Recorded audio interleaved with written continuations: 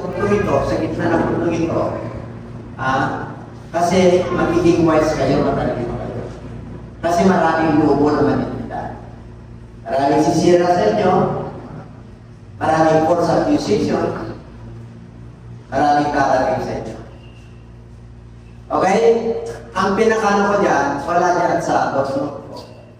Para lahat po ay maliwanagan po tayo. Binigay lang sa akin ng Lord. Pag-click mo yung Ephesians chapter 1 verse 4 and 5. Kung bakit nangyayari. At maraming naninigaw. Bakit po? Ay samantalang ang Lord, tinapos niya na it is finished. Nais ng Lord na maging kasayang lahat. Pero bakit po kunti pa rin ang naliligtas? Gusto yung malaman. Alam mo ka natin. At yun ko lang, Ephesians 1, 4, and 5. Basahin po natin. Before the formation of the world, that we should be holy and without blame before Him in love. 5. Having predestinated us unto the adoption of the children of Jesus Christ to Himself, according to the good pleasure of His will. Tagalog po niya, ako'y tatag na sa limutan na to, nasa isip na ng Diyos na sa panahon po natin ngayon, dahil tayo po ay hindi na under the law. Nasa grace na po tayo. Dito na po tayo. Pinili ka na. Kaya mayroong mga doktrina na always say, hindi po.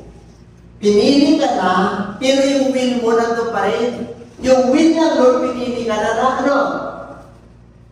Magiging banal. Sapo, pinili ka na magiging banal, ipuro mo na. Atras, pag-ito isahin natin. Predestined na tayo according as yan ko pinili na. Alam na ni Lord yung kanya. Tawa niyo. So, nandito tayo, pinili na tayo. Kaya mo magiging walang kapintasan, magiging banal dahil sa pag-ibig ni Kristo. Tama po natin, pinili niya ka tayo. Sabi ko sa katabi, pinili ka na. Di ba yung iba? Hindi nila, kasi may will pa rin sila, kaya pinili ka na. Pero ka pa rin will. Ang pagkakaiba lang, magili ka pa rin. At you must stand in His Word. Ipaglaban mo yan, pinili ka na, kahit anong tukso. Kahit anong darating sa'yo, pinili ka na. Huwag mong ikompromiso yung iyong pananampalataya at papasok ang kasalanan. Yun ang ibig sabihin nun. Kaya walang always say, conditional pa rin. Ang ano mo doon, pinili ka na ng Diyos. Yung iba, hindi sumusunod kasi hindi sila pinili ng Diyos eh. Hindi sila nananalig sa kanyang salita, hindi sila pinili eh. Kahit anong pangangaral mo, walang talaga sila eh. Kasi hindi sila pinili. Bakit ka pinili? According to His Pare.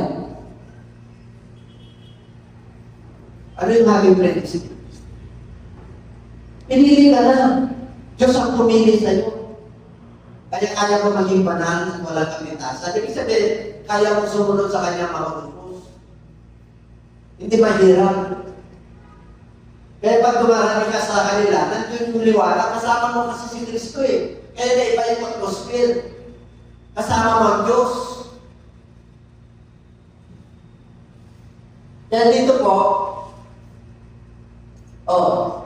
ayon sa Kanya mabuting layunin. Bilang nun eh. Na maligtas ka eh. Ang tanong, bakit pumunti na maligtas? Kasi gumagawa pa rin sila na kasalanan. Maliwanag? Sa pangalawang tanong, marami mang kaliligtas. Sabi ng tao, oo. Sabi ni Kristo, kukuntiin.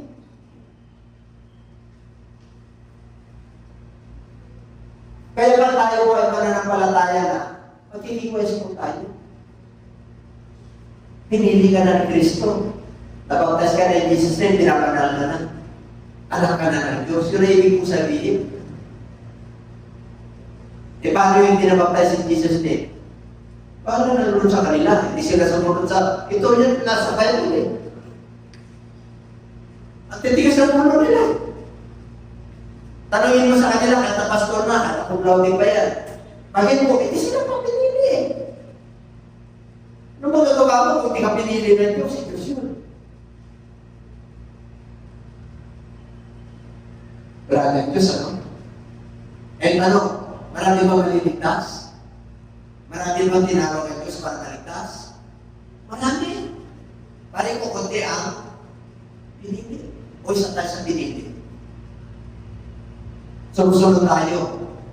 Ang mabautismahan sa pangalan ng Jesus sa maniligtas. Isunod tayo. Kaya naliwanagan tayo spiritually. Kaya dito sa mundo ito, ang daming nangangaral, ang daming deceitful, nanlilig lang, hari po. Sino ang hari ng mundo ito? Demonyo. Ang sistema ng mundo ito, ang demonyo ang nag-ahari. Pero yung mundo ito, nilikha ng Diyos.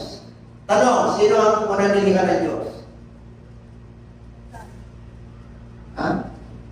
Ano yun? In the beginning, God created the heaven. Anong unang nilikha ng Diyos? Heaven, yung trono niya. Saan galing ang Lucifer? Doon!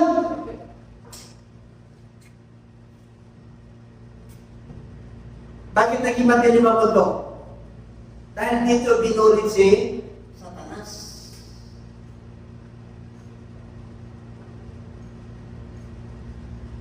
Sa habang ng Lord, pumunta dito sa mundo ito para yung nilikhain niyang tao, hindi angel, hindi Lucifer, tao na.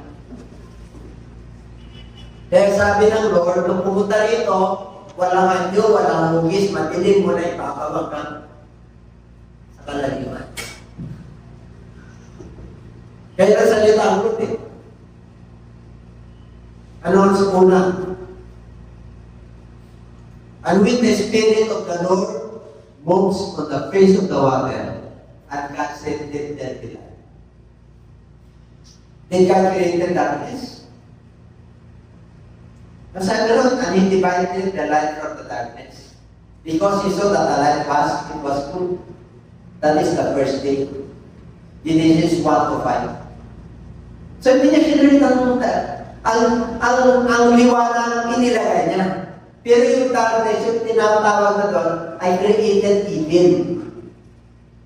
Ibig sabihin, kinread niya yung angel. Nagiging evil po siya dahil nag-rebellion siya. Agawin niya yung trono ng Diyos. Nag-ambisyon po siya. Kaya, ibinulit niya rito sa earth. Alam niyo, itong earth na to, dito lang binulit. Nilikha niya tayo. Pero wala kayong bottomless pit. Wala pa. Nandito ngayon ang demonyo.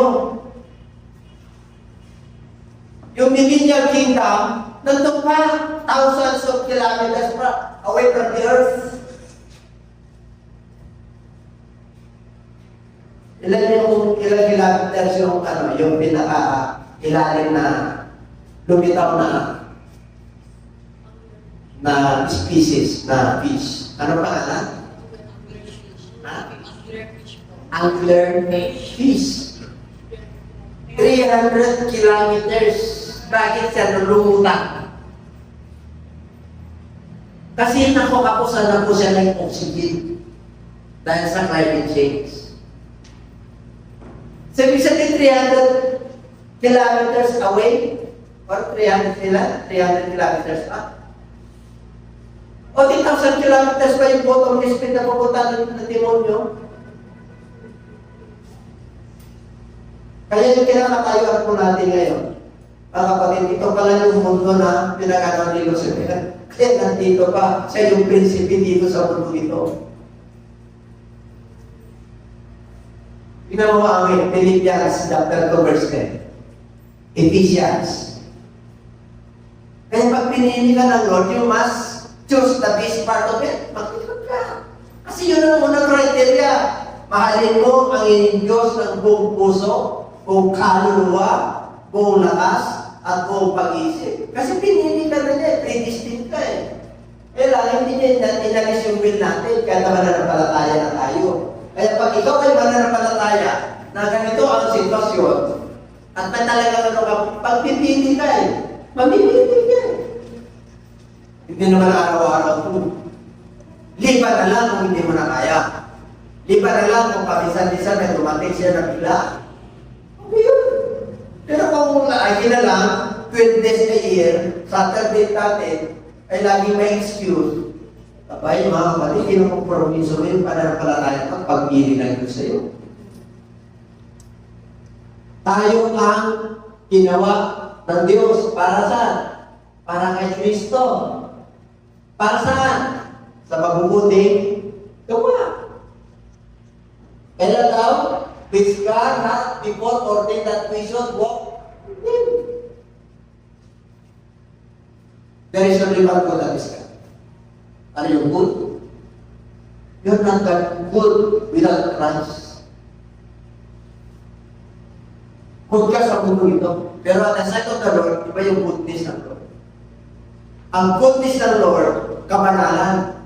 Pinabanal ka, anak kanya, pinili ka, bago lalagay ng mundo ito. Sa kanyang pleasure and will. Kaya kaya mo, lakaran yung magpatutunan ni Kristo. Amen? Kaya pupunta na sa topic.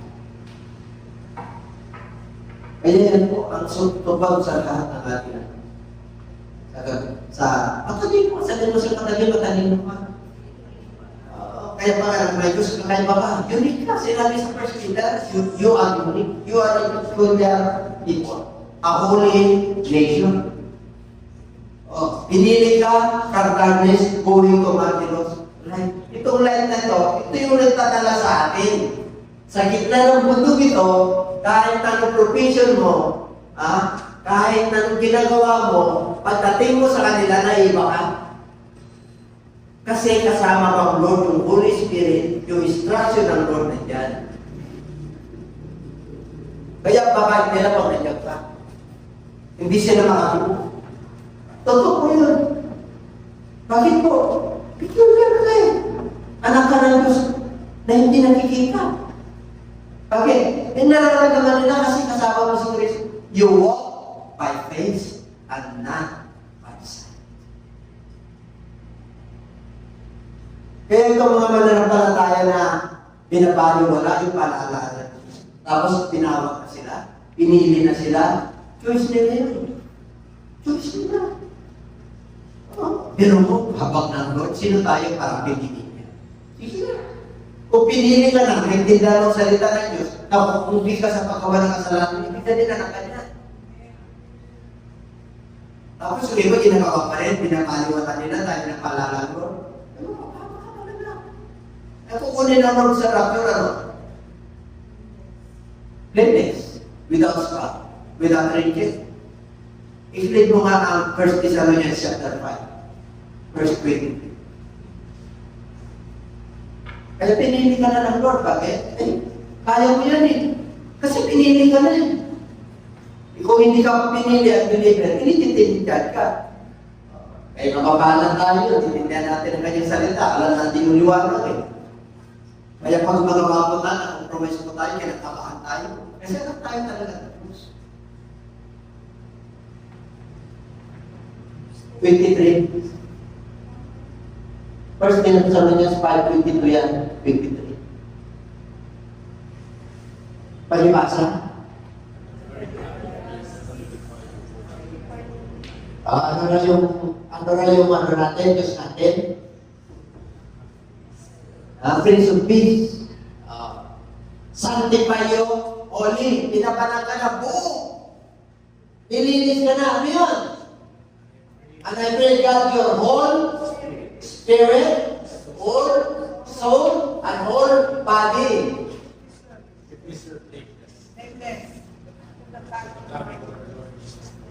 Naka-preserve yan. Pinili ka na kasi. Kanya na kasi. Huwag mo rin compromise yan. Tama niyo? Kaya mo talaga na magpapana. Sapagat ang Diyos ay banal. Dati sa commandment. Sinabi ng Lord yun eh. Be ye therefore holy, for I am holy. Kasi pinili na kita eh. Anak na kita eh. Kaya yung will ng mundo ito, yung sistema ng mundo ito, magiging wise ka. Kasi anak kita, mamimili ka. Liwanag o dilim. Jesus Christ o demonyo. Instruction or disobedience to His word. Heaven or hell. Wala mo. There is no such thing as middle ground. Wala ko kalagitnaan yan.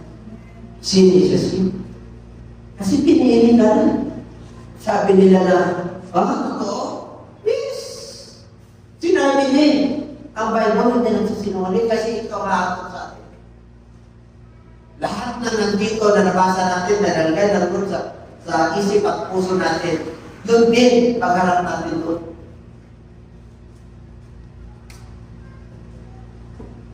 Asa na ba tayo? Kahit na pala, hindi na kayo tayo. Kasi ang hirap ng pride. Pride of life, yan ang pinakamahirap. Madali yung last of the flesh, last of the eyes. Kasi ito ang kaso ng Satanas. Kaya pinulit siya, rebellious. Pag sinabing rebellion, walang tama sa kanya. Walang mali sa kanya, tama lahat. Kahit na he disobeyed. Ito yung supreme. Ito yung supreme. Instruction ito yung supreme being. Diyos yung supreme. Pinaka-supreme yun, divine. Ang tao po, gusto rin, alam niyo ba ang tao? Tayo po, nananagala ng mabuting balita. You are His for God. You are His for God. Nakalagay ito sa Bible. You are God. Small letter G, O, and D. Pag ikaw ay nagdadala ng instruction ng kasi, bakit po? Kasama ng Diyos kasi. Ang ayaw lang ng Lord, yung papantayan mo siya. Kasi nagdadala ka, may himala. May signs and wonders dyan. Nagbabago yung tao, kumagaling yung tao, na-enlighten yung tao. Kaya, small Diyos na. Sana ka ng Diyos. Ibig sabihin, suko ka ng Diyos. Kaya lang ito mga preacher, mas magaling na sila sa Diyos. Totoo po yun. Kaya sinabi naman, mag-ingat kayo, maraming Kristo na darating. Sinabi niya eh. Kaya hindi rin ako mag-ingat, ako'y nalampasan ko rin niya. Totoo po yun. Tingnan niyo mga kapatid. Para mawala yung pride of life, gusto niyo malaman. 2 Chronicles 7:14.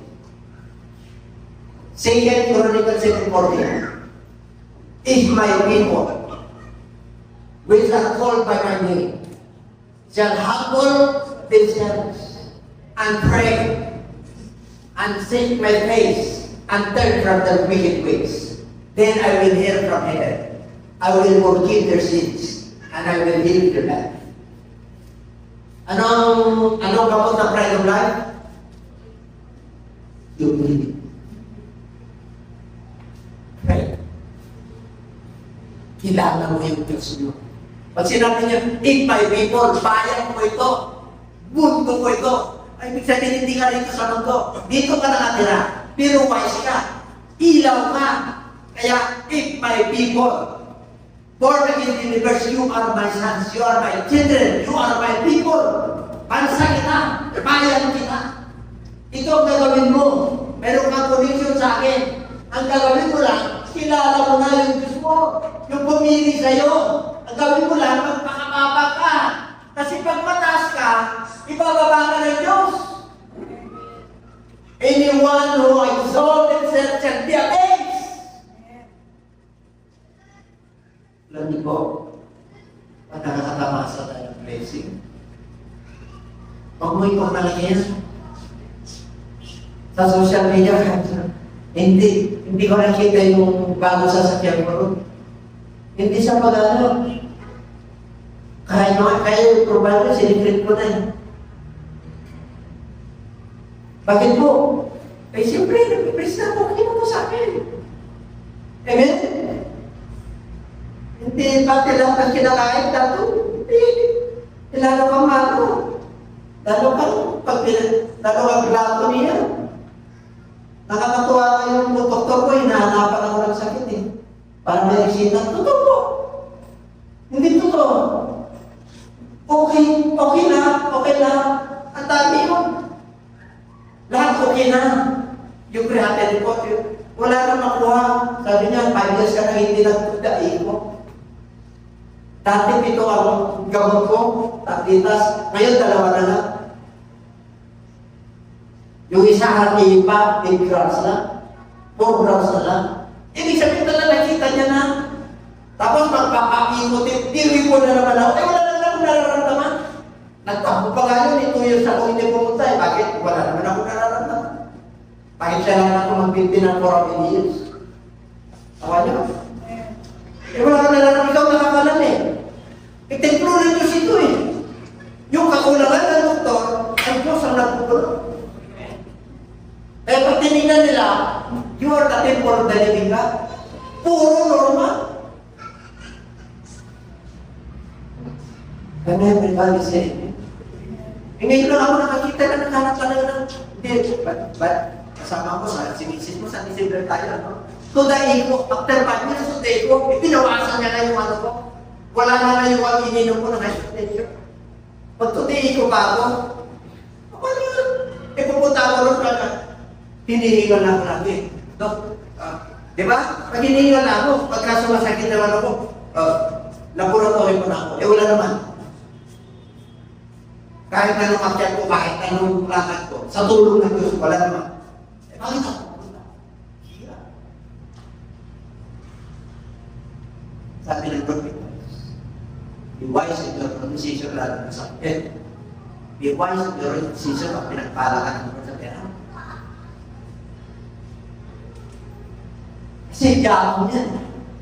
Alam niyo yung root of monument, lack of man is the root of all evil. First Timothy chapter 6 verse 7. Yan ang tukso natin sa ating Panginoon eh. Hindi ko na ulitin yung sa demonyo kasi galing na sa ano yung bumaba na yan. Kaya nandito sa mundo nito eh. Kaya nagkagulang tao. Kaya na-believer ka na, pinupuno ka pa eh. Kaya na kahit ikukulin ng demonyo. Kaya 1,000 years, hindi niya kita pagdating ng rapso. Pagkakas demonyo din na. Lahat tayo, peace, lahat tayo lang.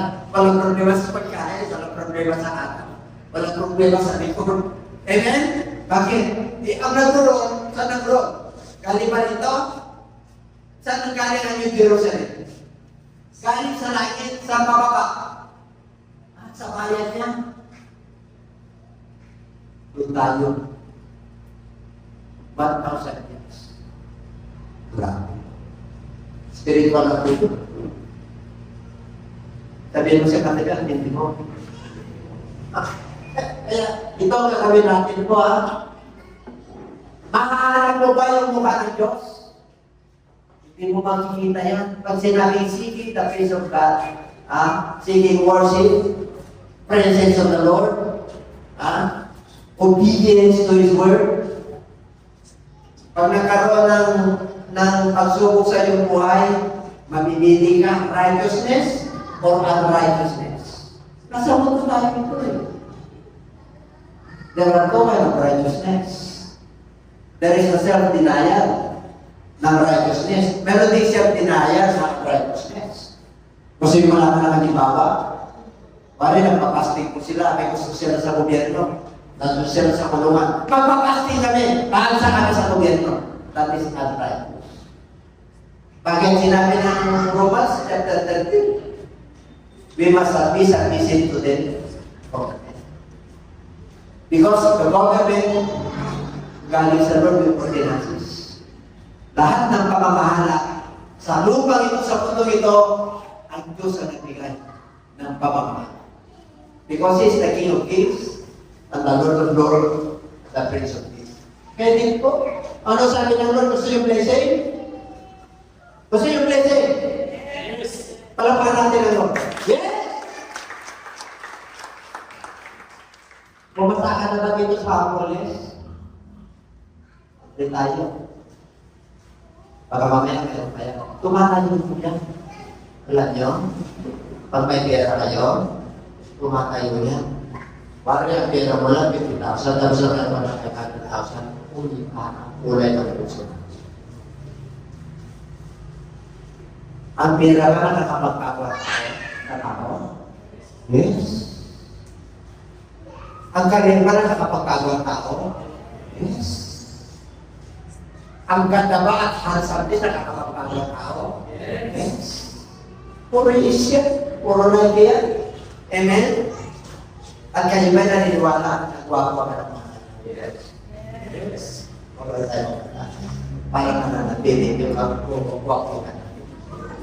You want that your handsome, your handsome, your appeal, ano yung tawag, your influence. Influence yung appeal. A believer as the influencer in this world. And every believer must be witnesses of Christ. You know why? Because God has given us the power to witness. Acts chapter 1 verse 8, what the Bible tells us. I will give you power. After the Holy Spirit shall come upon you. And ye shall be my witnesses in where? Jerusalem. Your inner circle. In Judea. Your relation to yung kamag-anak mo. In Samaria. Yung mga batchmate mo. Yung mga, that is your word. And the other was part of the earth. Pag nag-approach ka, grabe ang connection mo sa Lord. Ginawa ka ng ilaw, ginawa ka ng anak, para hindi ka makumpungay sa mundo ito. Para mananatili yung kapanadan pagdating niya, ay, hallelujah, rapture ka ba? 1 Corinthians chapter 4, basahin nyo na lang yan. Kukunin talaga na ng dito. Bakit? Mawawala sa tumito. Sinabi nila, binasa na nila eh. Hindi ko na ulitin yun. Sa 2:17. 2:17 ng 1 John. Heaven and earth pass away, but the words of God remains forever. Yun, yung nasa dito natin yung word of God. Sa heart natin, yung pag-ibig. Ay, grabe. Kasama ka talaga. Pag kinuha tayo na hindi maradyo, natutulog ka lang kapatid, hindi ka namamatay. Believers are just sleeping. Sa tatang panahon, gigisingin sila ng Lord. Pag dumating po ang Lord, gigisingin yung unang namatay na mananampalataya. At tayo naman, na naiwan, aagawin tayo sa mundo ito. Kasi wala na sa mundo ito. Convulsion, gera, gutom, pestilences, wala. Kaya sabi ng Lord, don't focus yourselves on this earth. Focus yourselves on the things that are eternal. Amen? Kaya sekundary na po yung ano natin, yung ginagawa natin dito, basic. Yung basic, kaya kaya ng Lord na nag-alala eh. Bakit po? Yung wala yan. Is clothing is greater than the body. Ang sinusot mo ba? Alin mo yung sinusot mo kung wala ka namang katawan? Is the body important life? Meron ka ng body, wala ka namang buhay.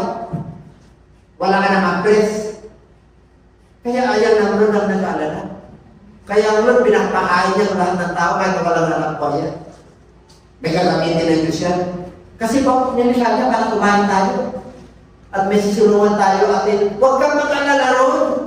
Before you ask, the Lord knows your needs. Needs yun eh. Pero pag iPhone 18 na, hindi na needs yun. Iibang kulay mo kung magkakaroon pa ng iPhone 18. Tama niyo? Totoo po yun. Tarayin niyo, pag may 50 million kasama ko. Sige nga. Pare may nanalo rito. Nagluluto, nagtapahan niya. Ibibigay ko ito sa templo. binibinigan, may nangako sa akin na ganyan eh. Pag nanalo ako, yumaman ako, ikaw pa sa Bacolod, kaya hindi ka ko yun, nadala ko sa Lord eh. Wala na po siya. Huwag ka makakausap sa Lord, baka hindi ko kaya. Kaya, sinabi naman, huwag niyong gagamitin ang Jerusalem. That is my city. Lugar ko yan. Huwag niyong babangitin yan. Tigahan niyo yan. Ganun din sa Diyos. Amen? Huwag mong i-collateral yan. Don't compromise. Di bale unti-unti yung pag-assist mo, masaya ka pagkaan. Kasi righteous. Ang Diyos natin ay righteous. Huwag kang mag-shortcut. Amen? Nandito na po tayo sa Portland. Exercise po natin yan. Amen? Huwag kayong magkalala sa araw. Ground floor to Portland, diretso po yung elevator natin. Makanya, kaya tayo dito lang na dito eh. Bakit? Kita nyo. Nakatiwag-wag na dyan, oh. Oh, binibigay na sa atin yan. Kita, nilagyan na natin ang dekorasyon, nilagyan na natin na lang yan.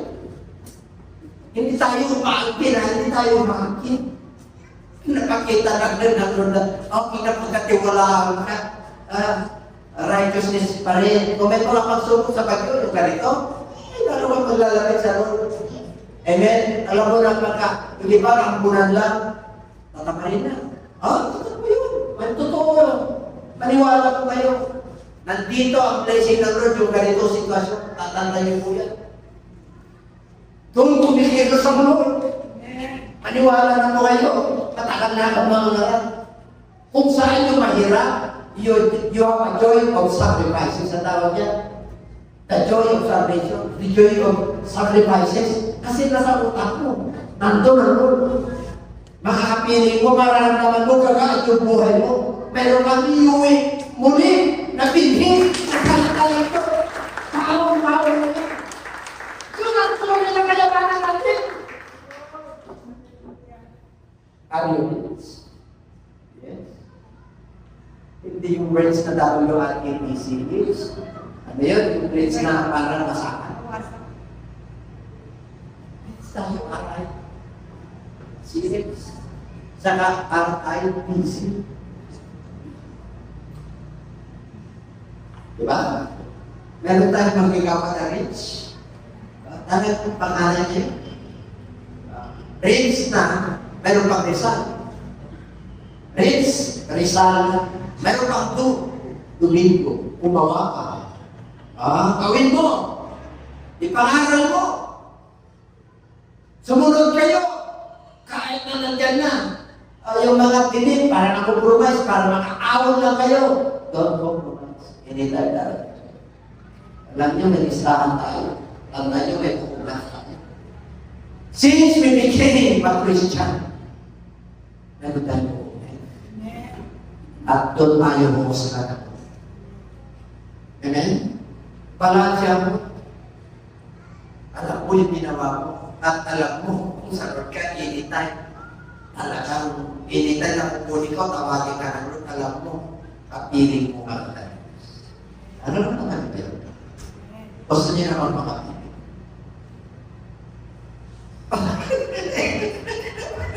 Para hindi kayo nakikiguan. Kasi inisip ko kasi, pag nakapiling, wala na kayo rito. Hindi po. Kasi yung presensya niya, nandiyan sa soul mo. Kasama mo po siya. Kaya si Pastora, at lagi ako nagre-review, lagi niya akong ginigising.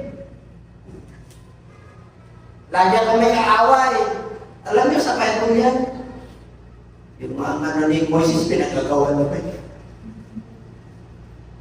Pagbuhay ka, sinabi ng Lord yan sa Psalms, walang makakakanti sa iyo.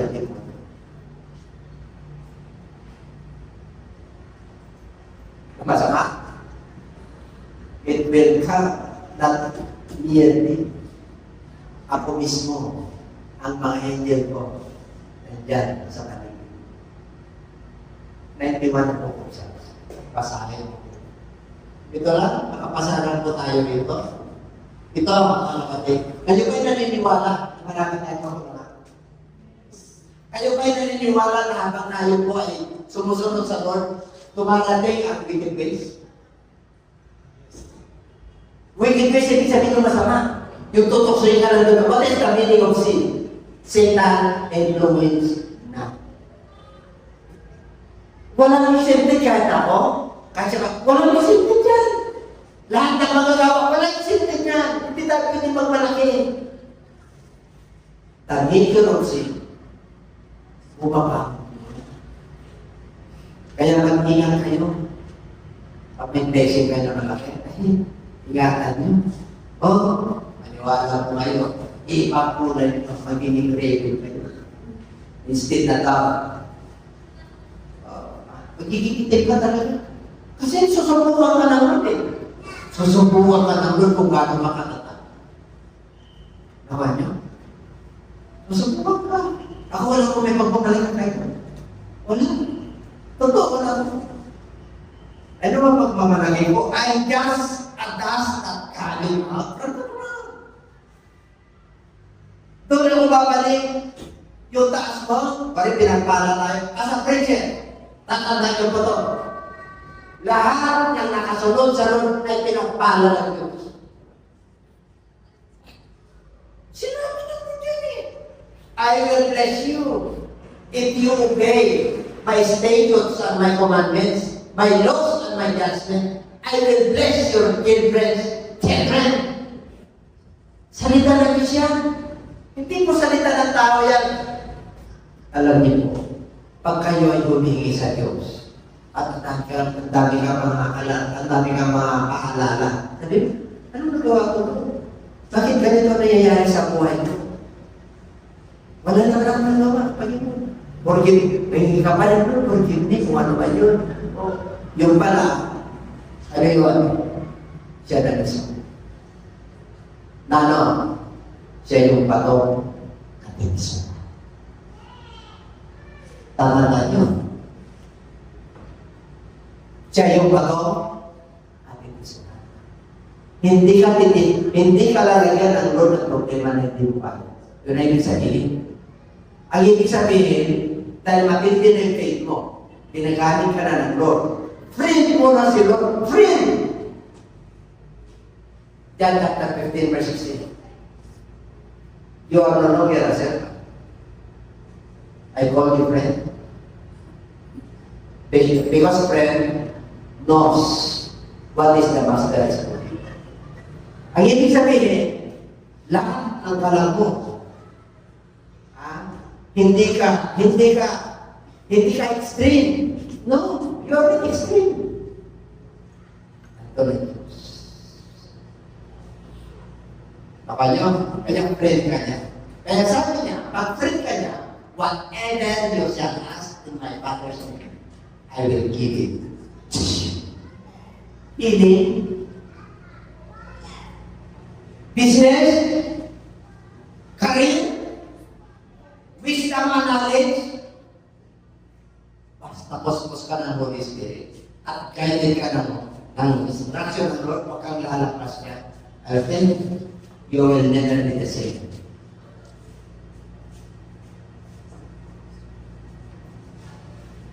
Hindi tayo tawagin ka sa pag-rapture ang itakot mo, wala ka na makakali. This body na nakukulong, hindi na makukulong. And at twinkling of an eye, there is a sudden change. Rapture will take place in time. Pag hindi naman rapture, yung tao rin maka-appointment na kayo. Diba? Sarap natin maka-appointment kayo, Lord. Siyempre, anong gusto mo? May appointment ka na kayo, ilan ka na? Nilalagay ng Lord sa isip at puso mo kung ilang taon ka. Tama? Alam mo, nilalagay ng Lord sa isip. Alam mo yun. Kasi lumalaman kayo. Alam ng Lord, kunti lang ang missionary. Kunti lang ang magagawa ng Lord. Fivefold ministry, apostles, preacher, teacher, evangelist, pastors. Kunti lang. Kunti lang yan. Ilan taon na gusto niyo?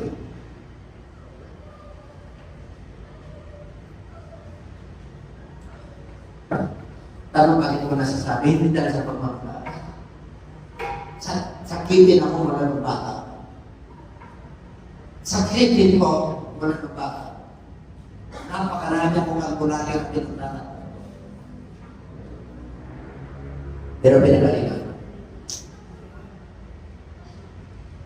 May problema po ako sa pagtumi. Inayos lang po. Pag tumatanda, ang Lord po ito, Diyos talaga siya. Sa doktor, habang tumatanda ka, digestive mo, umihirap. Cholesterol mo kumaka. Creatinine mo tumataas. Tama. Kasi, tanda lang ka. Pero Diyos siya. Pagka hindi ka ng Diyos ang gusto niya, at yun ang gusto mo, hindi ka nahirapan, hindi ka nagre-reklamo, grab ng Lord sa iyo. Inewin ka siya. Tandala, asal pa ako? 1, para hindi tayo mano. Ano yung number 1? Yan yung pinakano ko. Tapos na. Ito ang hinihintay ng mga kata. Kasi kahit nagano ka kasama, yung disobedience ka, pinili ka na niya. Pero papakinggan ka pa. Papakinggan ka pa rin. Bakit? Ginawa mo eh. May connection ka sa Lord. Alam ka niya, pinili ka na.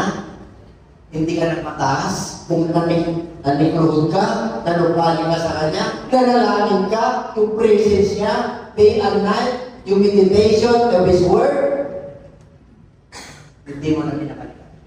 Nung una binabalik-balikan, kasi hindi pa niya kaya. Pero nung nakasaturday na, ay hindi sumpo-sumpo na. Tama niya, pag pinahinggan ka mula sa langit, at kaan ng buhay.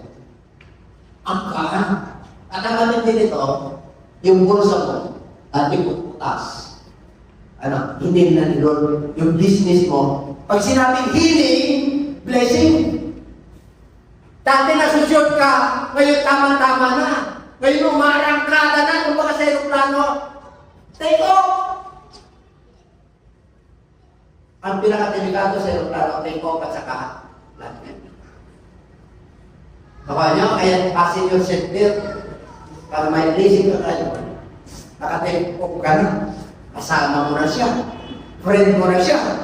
Ay, gravity, ano raw ang gravity, pagtawa, bababa ka. Bababa ka at pupunta ka. Saan yung sinabi mo kanina? Bago mo kalimutan, pumsa ka. Nagkat. Saka nagating? Saan ko? Huwag mong tignan yung iba, dahil ka. Tignan mo yung iba, yung awak sa na kayo para naipatay na. Dahil ang Diyos ko malaki. Nandun lang ako sa laylayan. Nandun lang ako sa laylayan. Tawa nyo? Sinabi ng Lord yan eh. What the Lord tells us, if you lift up my name, I will draw all men sa panan. Mahirap, mayaman, may sakit, walang karamdaman, matalino, walang talino. Pupunta sila sa harapan ng Lord. Bakit po? Eh, tinatas natin si Lord eh. Baliktad ang pangalan nito.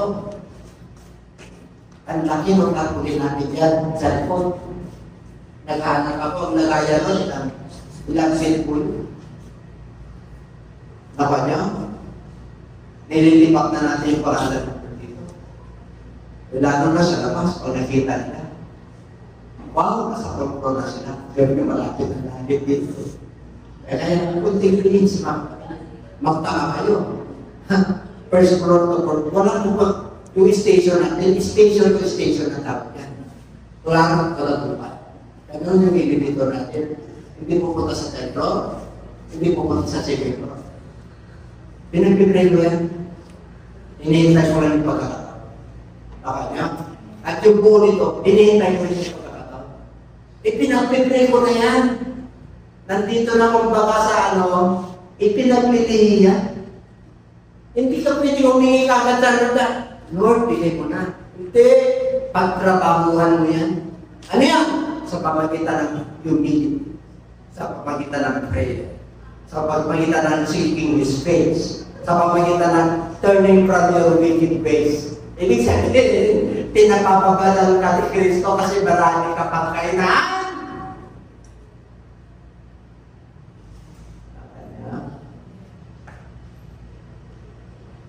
Grabe, I will never that. I will heal your body. I will heal your spiritual. I will heal your pocket. I will heal your finances. I will heal everything. Because God is good all the time. There is only one God that is God. We worship Him. We love Him. We trust Him.